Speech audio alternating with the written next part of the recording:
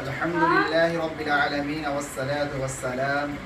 अला नबिय्यिना बअदा अम्मा बअद फ़क़द क़ाल अल्लाहु तबारक व तआला फ़िल क़ुरआनिल मजीद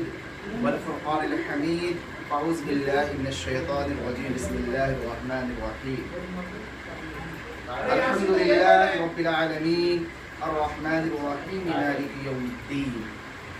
तमाम तारीफ़ उस रब्बिल आलमीन के लिए है जिसने सारे कायनात आलम को पैदा किया सिर्फ 6 दिन के अंदर।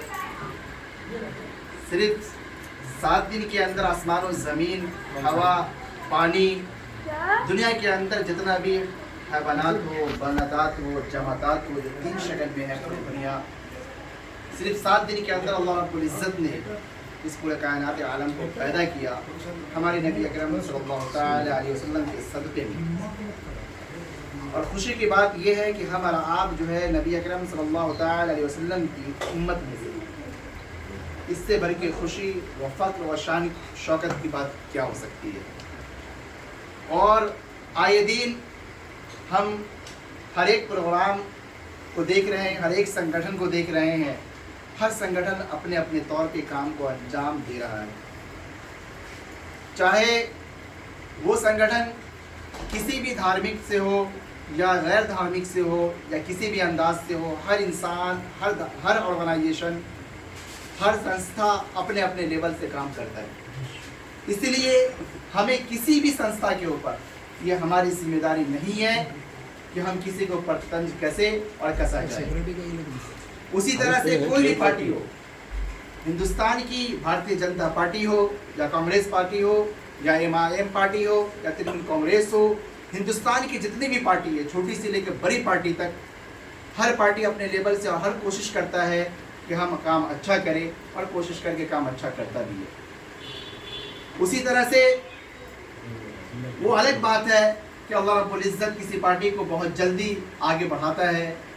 और किसी को बहुत ज़्यादा वक्त लगने के बावजूद भी वो वजूद में नहीं आता। वो अल्लाह की मर्ज़ी है, खुदाबंदी है। उसी तरह से संगठन भी होते हैं जो बहुत सालों से है मगर वजूद में नहीं है, मगर वो काम कर रहा है जहाँ तक होता है। बहुत सारी ऑर्गेनाइजेशन ऐसी है जो कम वक्त मौका मिलता है और कौम मिल्लत का जो जज्बा होता है, काम करने का जो अंदाज़ होता है, उससे वो इंसान आगे बढ़ता है, वो संगठन भी आगे बढ़ता है। तो ये वंचित अगाड़ी जो तकरीबन 2 साल का अरसा हो गया जो हमारे वजूद में आया था, और इसकी जो बहुजन वंचित विकास संस्था जो 2 साल पहले हमारे वजूद में आया था, यानी कि हमने इसको जाना था। उसकी वजह यही है कि जिस तरह से हमारे परवेज़ भाई और फैसल भाई दोनों के घर भी हमारा आना हुआ, तो तकरीबन रात में 9:30 से 10 बजे रात में, तकरीबन हम वहाँ से 12 साढ़े 12 बजे निकले थे उस घर से। उस वक्त हमारी काफ़ी बातें हुई थी, जिसके अंदर जाकिर खान भी फिल्म एक्टर थे और अजीज़ुर रहमान वगैरह और दोनों थे। मगर मुझे खुशी इस बात की हुई कि जो मैंने 2 शख्सियत से उसमें मिला, जो परवेज़ भाई बनारस वाले और फैसल भाई बनारस वाले, जो मुझे अपने आप में बहुत ज़्यादा खुशी हुई कि मेरा 2 से ढाई घंटा या 3 घंटा भी किया तो कम था, अगर पूरी रात भी जाती तो कम होता। क्योंकि हमने उनसे बात जो सुनी और बात के अंदर जो जज्बा देखा, और हिंदुस्तान के अंदर,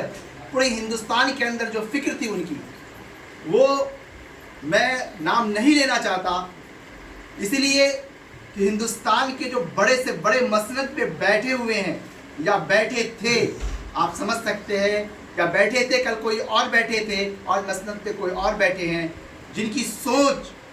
जो उस मसनद पे बैठने के बाद जो उन्हें खुद पता नहीं कि क्या कहा जाए और क्या सोचा जाए, हम आपको बताएं थोड़े से झलके के अंदर ऐसे लोग की वजह से वो मसनद पे बैठ करके और पूरे हिंदुस्तान में अपने आप को प्राइम मिनिस्टर या प्रेसिडेंट बन करके अपने आप को साबित करना चाहते हैं। तो आप समझ सकते हैं कि वंचित अगाड़ी जो है बहुजन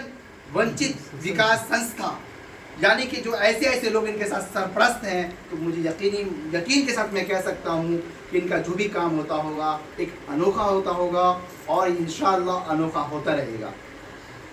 चंद वक्त पहले, 2 साल पहले, फैसल भाई हमारे पास फ़ोन आया था दिल्ली के अंदर, क्योंकि मैं मुंबई से मिलने के बाद मैं दिल्ली गया तो फैसल भाई ने हमें कहा कि हमारे 2 दोस्त गए हैं, कुछ लोग गए हैं और उन्हें प्रदर्शन करना है वुलंची के ऊपर, आप उनके साथ दीजिए और आप साथ रहें। तो हमसे जहाँ तक वो हो पाया, मैं तो अपने आप को कुछ नहीं कह सकता क्योंकि मैंने कुछ किया ही नहीं, मुझे एहसास होता, क्योंकि अल्लाह मर्ज़ी खुदाबंदी होती है, जो भी काम होता है अल्लाह रब्बुल इज़्ज़त करवाता है। जिसको जिस तरह की फ़िक्र होती है, जिसको जो काम करने का जज्बा होता है, अल्लाह रब्बुल इज़्ज़त उसे वहाँ बैठाता है, उसको वहाँ बैठा करके उस काम लेता है और उस काम को बंदा अंजाम देता है। और उसी में असलम खोज भाई और हमारे इकबाल भाई जो जंतर मंतर पे आए, और हमारे अहमद बुखारी साहब जो हमारे बहुत अजीज़ और हमारे मुशरिकान हैं, हम लोग साथ बैठते हैं। जो सैयद अहमद बुखारी साहब जो घंटों घंटों हमारी बातें होती है और किसी भी चर्चे के ऊपर हिंदुस्तान के अंदर कब क्या हो रहा है, क्या होना है और कैसे क्या हो रहा है, चर्चा होता रहता है। तो मौका मिला, अल्लाह का शुक्र है, सैयद अहमद बुखारी साहब जो हिंदुस्तान में किसी के तारुफ का मोहताज नहीं है, अल्लाह का शुक्र है जो ऐसे लोगों को वहाँ तकरीबन वंचित तगारी के कितने लोग थे, वजन के कितनी संस्था के लोग थे, माशाल्लाह सबकी मुलाकात हुई, सबको चाय का पीने का मौका मिला, अल्लाह का शुक्र है, बहुत अच्छा प्रोग्राम रहा। और उसके बाद वो बुलंचिंग का वक्त ही ख़त्म हो गया। अल्लाह का शुक्र है कि आप अल्लाह न करे वो मौका वो वक्त कभी आए जो हमें फिर से उस मौका को लेकर के उस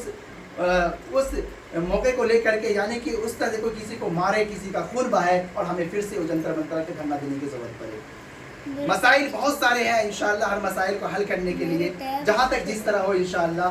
आप दिल्ली में खास करके भोजन वंचित विकास संस्था से मैं कहना चाहता हूँ, आप अपने आप को अकेला न समझिए। ऑल इंडिया मिलियन उलमा बोर्ड आपका हमेशा हर वक्त साथ रहेगा, आप जैसे चाहे वैसे काम करें। आप हमारे नेशनल सेक्रेटरी हैं, इनकी आवाज़ डायरेक्ट दिल्ली तक पहुँचेगी और जब उस दिल्ली तक पहुँचने के बाद उसको जिस तरह चाहें वो हमें कह सकते हैं, और इंशाल्लाह उस आवाज़ को जहाँ तक जिस तरह होगा, जहाँ तक मॉडिफाई करना होगा, इंशाल्लाह हम करने की भरपूर कोशिश करेंगे। इसलिए आज खुशी की बात है कि आज ही के दिन आपने इसको अपने संस्था में लेकर के आपने इस अपने वंचित आगादी को और बड़ा बनाया है, क्योंकि आपने अपने आप में आप बेहतर जो हैं और बेहतर समझते हैं, कहने की ज़रूरत नहीं है। इसलिए मैं अपनी कम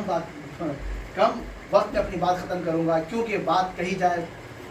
कितनों कही जाए तो कम है। इसलिए मैं चाहूँगा कि इंशाअल्लाह तहे दिल से शुक्रगुजार हूँ जो आपने इतने कम वक्त में आपने शुक्रिया का मौका दिया, आपने इस्तकबाल किया, और मैं तहे दिल से दुआ करूँगा कि अल्लाह रब्बुल इज़्ज़त इन संस्था को हमेशा फले फूले फुलाता रहे और अल्लाह इसको आगे बढ़ाता रहे।